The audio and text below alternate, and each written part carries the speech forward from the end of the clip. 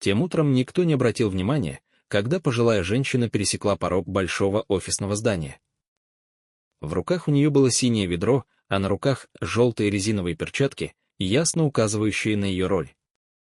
Новая уборщица двигалась медленно, будто каждый ее шаг напоминал о прошедших годах, но в ее взгляде читалась внимательность и спокойная решимость.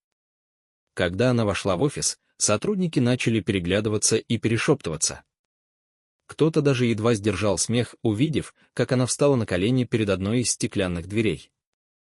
«Эй, тетя, только не оставь пятен на входе босса!» — выкрикнул молодой человек в обтягивающем костюме, самодовольно улыбаясь, пока остальные хихикали, не отрываясь от своих компьютеров. Никто не поприветствовал ее. Никто не предложил помощь. С ней обращались как с невидимкой, или хуже, как с кем-то, кто недостоин даже простого уважения. Клаудия, так она представилась, просто склонила голову и продолжила мыть пол. Но она пришла сюда не только ради уборки. Она пришла, чтобы увидеть собственными глазами, как обращаются с теми, кого часто считают ниже других. Чтобы узнать, в какую атмосферу превратился офис, которым руководит ее сын, жестокие замечания становились все более откровенными.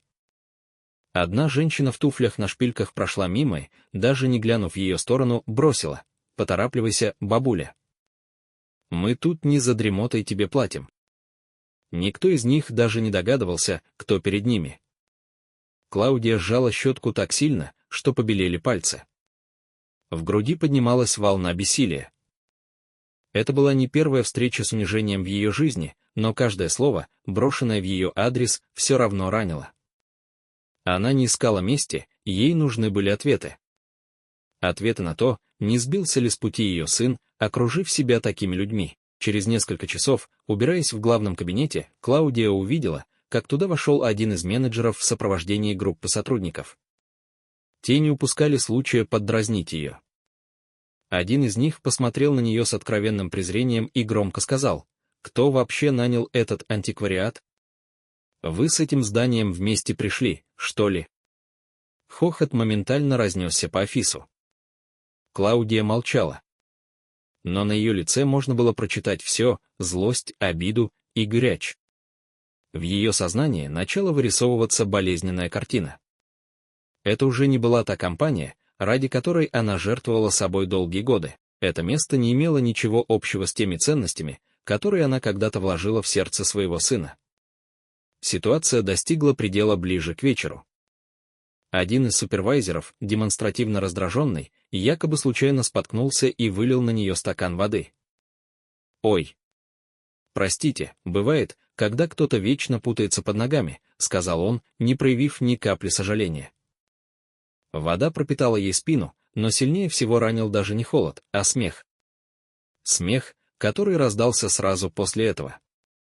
Никто не подошел. Никто не возмутился. Напротив, все происходящее воспринималось как забавное представление. Клаудия с трудом сглотнула, подняла ведро с достоинством. Ее руки дрожали. Но не от слабости, от того, что она сдерживала все, что так сильно хотела сказать. «Ты еще не закончила, что ли?» Выкрикнула из-за стола другая сотрудница, жуя жвачку и закинув ноги на стол. «На твоем месте мне было бы стыдно так ползать за копейки. Разве у тебя нет семьи, которая могла бы тебя поддержать?» Раздался голос той же женщины. Клаудия медленно повернулась, встретилась с ней взглядом, но ничего не ответила. Она могла бы. Но не сегодня. В ней зрело нечто гораздо сильнее слов, правда, которая рано или поздно проявится. В то время как ее руки продолжали работать, взгляд скользил по лицам всех присутствующих. Она запоминала их. Реакции, выражения, равнодушие. В ее сознании уже формировалось решение, окончательное. «Посмотри, как она ползает», — прошептал один из молодых стажеров своему коллеге. Наверняка из какого-то захудалого района, куда разве что мимо проезжаешь с закрытыми окнами. Уверен, она даже читать не умеет. Эта фраза пронзила ее, как нож. Клаудия оперлась на швабру, чтобы не пошатнуться, но дело было не в физической слабости, это была боль. Боль от осознания, что культура, которую ее сын построил в этой компании, сгнила изнутри. Когда она, наконец, закончила уборку в этом отделе, пошла собирать свои вещи. Но не успела дойти до выхода, как перед ней встал тот самый менеджер, который ранее облил ее водой. «Прежде чем уйдешь, убери еще и ту комнату. И убери как следует. Завтра у нас важная встреча, и мы не хотим, чтобы тут было так же грязно, как и ты», — сказал он с откровенным презрением. Клаудия посмотрела на него глазами, полными слез. Она не сказала ни слова, лишь молча кивнула, когда в горле сжался тугой ком. Она знала, увиденного было достаточно. Но никто вокруг даже не подозревал, что именно она собиралась открыть. И как только она вошла в зал для совещаний, ее слух уловил разговор двух руководителей. «Представляешь, если бы эта старуха оказалась мамой босса? Вот это был бы позор», — сказал один из них. Раздался смех, громкий, насмешливый, как эхо детской жестокости в стенах, где, казалось бы, царит профессионализм. Они даже не догадывались, что через считанные секунды им предстоит пережить самый унизительный момент в их жизни, потому что в другом конце здания ее сын, настоящий генеральный директор, уже входил в офис. Он пришел, чтобы выслушать полный отчет своей матери. И на этот раз он не собирался ничего замалчивать. Клаудия вышла из зала совещаний, лицо ее было покрыто потом и слезами, которые она не позволяла себе уронить. Вдоль коридора навстречу ей шел Томас. Никто из сотрудников еще не заметил его. На нем было длинное темное пальто, в руке — папка. Она увидела его, но не сделала ни шуга. Ей было ясно, он тоже узнал ее. Томас на секунду опустил глаза, и в его взгляде читалась тяжесть, почти боль. В этот момент мимо них прошла группа сотрудников, не поздоровавшись ни с ним, ни с ней. Будто между ними стоял невидимый мир. Она, униженная, как ненужная служанка. Он — лидер, потерявший контроль над тем, что сам когда-то создал. Клаудия сделала шаг в сторону и прошептала, не глядя на него: «Я увидела все, что нужно было увидеть», — тихо прошептала Клаудия, не поднимая глаз. Томас застыл на месте, сжав в руках папку так крепко, что побелели костяшки пальцев. Но прежде чем он успел что-либо сказать матери, в коридор вбежали те самые сотрудники, что все утро издевались над ней. Они все еще смеялись, обсуждая утренние шутки. Один из них, тот самый супервайзер, который плеснул на нее водой, первым заметил Томаса. Он резко остановился, будто наткнулся на стену. Шеф. Мы не заметили, как вы пришли. Какая неожиданность!» Выдавил он с нервной улыбкой. Томас ничего не ответил. Он прошел мимо них, прямо в зал для совещаний. Сотрудники переглянулись, растерянные. Все происходящее выходило за рамки привычного. А Клаудия, не проронив ни слова, направилась в раздевалку для персонала. Там, медленно сняв перчатки, она осталась одна, только здесь, в тишине, она позволила себе отпустить слезы, которые весь день сдерживала.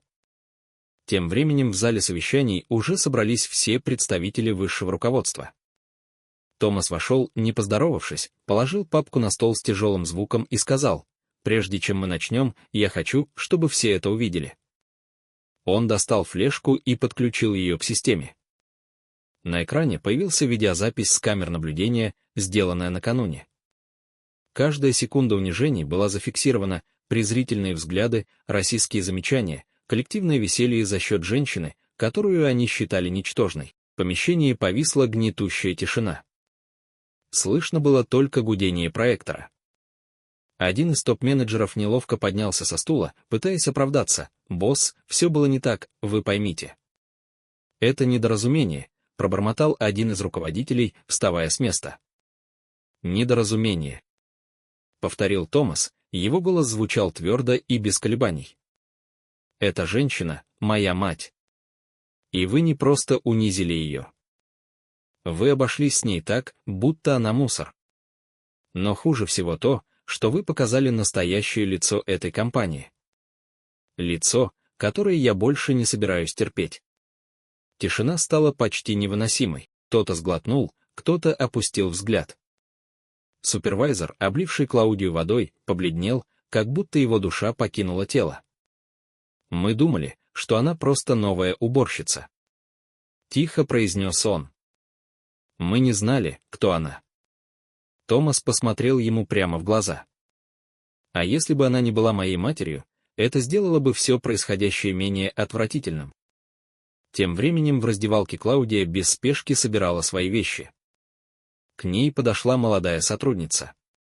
«Простите. То, что произошло сегодня, это ужасно. Мы не все такие, правда», — проговорила она. Клаудия посмотрела на нее с теплом, но без жалости или утешения. «Хотела бы я в это верить, дочка. Но сегодня никто не встал, никто не сказал ни слова.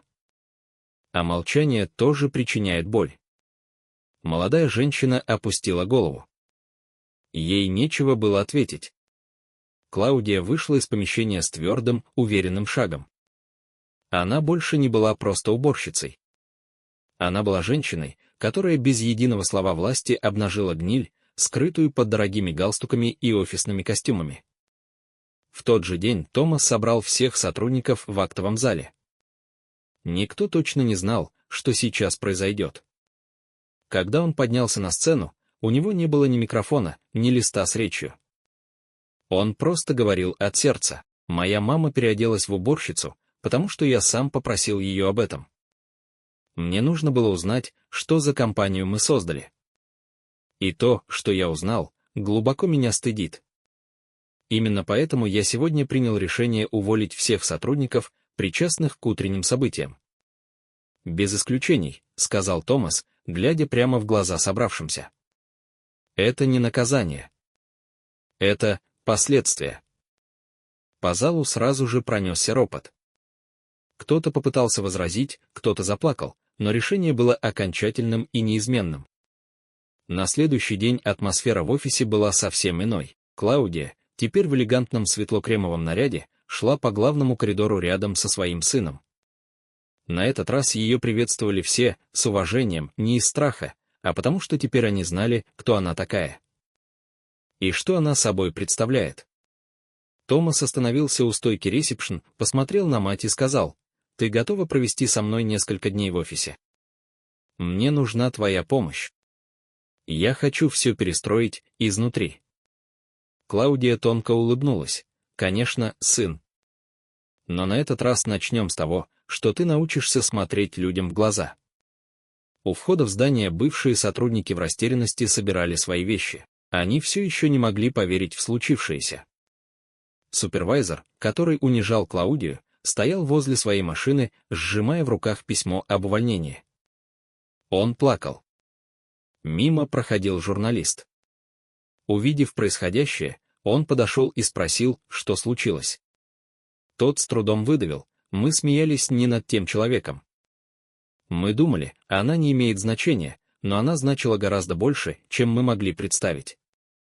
Его голос надломился прямо в эфире. Клаудия поднялась на верхний этаж, подошла к окну и посмотрела на город. Сделала глубокий вдох. Да, ее унижали. Над ней смеялись.